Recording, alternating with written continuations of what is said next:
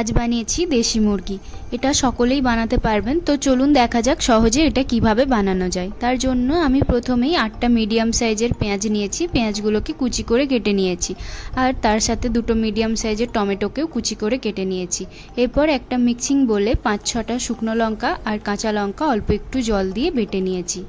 এরপর মাংস ম্যারিনেটের পালা। মাংসের মধ্যে পরিমাণ মতো নুন, হলুদ, জিরে গুঁড়ো, ধনে গুঁড়ো, 2 টেবিল চামচ আদা রসুন বাটা, আর যে লঙ্কা বেটে রেখেছিলাম সেই লঙ্কা বাটা দিয়ে দেব।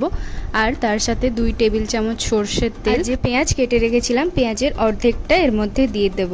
এরপর সমস্ত কিছুকে খুব ভালো করে মাখিয়ে নিয়েছি। এটা যত ভালো মাখানো হবে তত ভালো টেস্ট হবে। এরপর আমি সমস্ত কিছুকে মাখিয়ে এটা প্রায় 1 থেকে 1.5 ঘন্টার জন্য রেস্টে রেখে দিয়েছিলাম। এরপর একটা পাত্রে সর্ষের তেল গরম করে তার মধ্যে জিরে, শুকনো লঙ্কা আর তেজপাতা ফোড়ন দিয়ে দিয়েছি।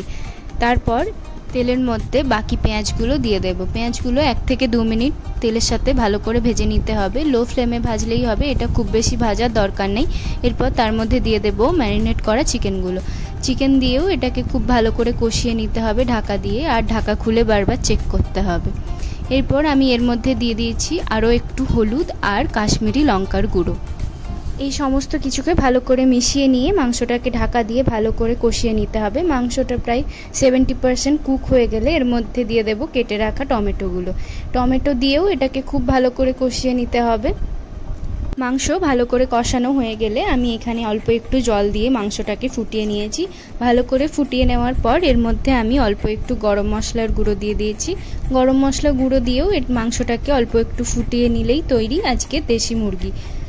এটা গরম ভাত বা রুটি যে কোনো কিছুর সাথে সার্ভ করতে পারবেন। তো এটা ট্রাই করবেন, এটা খেতে খুব ভালো হয়।